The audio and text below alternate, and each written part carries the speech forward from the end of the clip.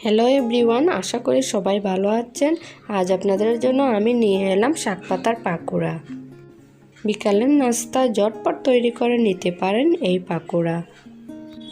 যার বাচ্চা শাক খেতে চায় না, এইভাবে পাকোড়াটা করে দিলে অবশ্যই সে পাকোড়াটা খেতে চাইবে। এখানে আমি পুঁই শাক কুচি করে নিয়েছি, আপনারা চাইলে লাল শাক কুচিও ব্যবহার করতে পারেন। আর এর মধ্যে দিয়ে দিলাম 1 কাপ পেঁয়াজ কুচি, হাফ টেবিল চামচ আদা রসুন বাটা, হাফ চামচ হলুদ গুঁড়া, হাফ চা চামচের কম মরিচ গুঁড়া। একই অনুপাতে ধনিয়া গুঁড়াও নিলাম, জিরার গুঁড়াও নিলাম, সাথে নিলাম গোলমরিচ গুঁড়া। এবার এর মধ্যে দিয়ে দিলাম 1/4 চা চামচ বেকিং পাউডার আর 4টা কাঁচামরিচ কুচি করে নিয়েছি আর কিছুটা ধনেপাতা কুচি দিয়ে দিলাম। স্বাদ মতো লবণ অ্যাড করলাম, 1 কাপ বেসন দিয়ে দিচ্ছি আর হাফ কাপ ময়দা অ্যাড করলাম। এবার সবগুলো উপকরণ একসাথে মিশিয়ে নেব।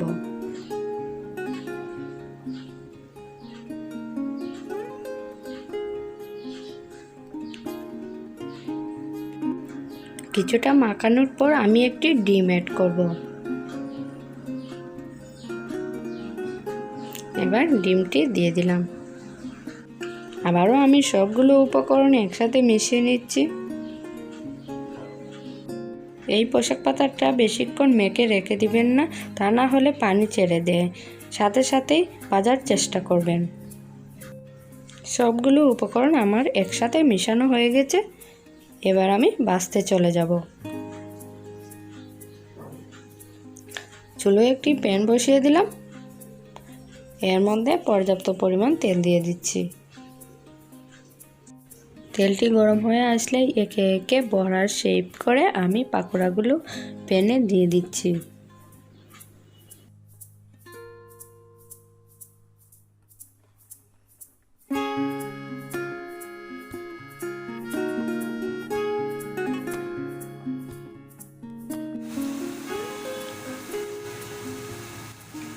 একে একে আমার সবগুলো পাকোড়া দেওয়া হয়ে গেছে।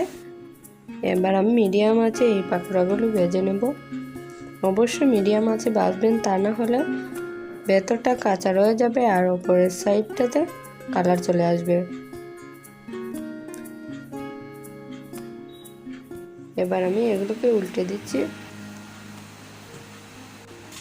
2 থেকে 3 বার আমি উল্টে পাল্টে ভেজে নিচ্ছি।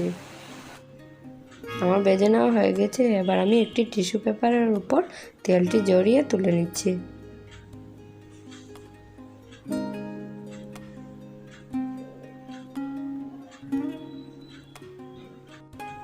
একই পদ্ধতিতে সবগুলো পাকোড়া আমি ভেজে নেব।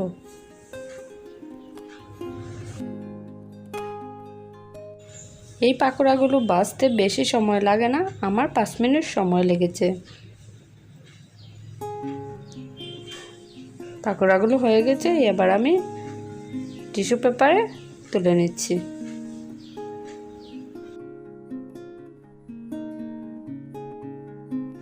এবার আমি সার্ভ করে দেখিয়ে দিই। এই পাকোড়াটা বিকেলের চায়ের সাথে অনেক ভালো লাগে খেতে।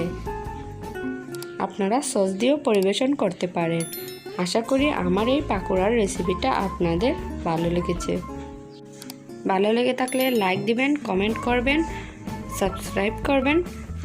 সবার আগে আমার ভিডিও পেতে চাইলে পাশে থাকা বেল বাটনে ক্লিক করে নোটিফিকেশন অন করে রাখবেন। এতক্ষণ সাথে থাকার জন্য ধন্যবাদ। আল্লাহ হাফেজ।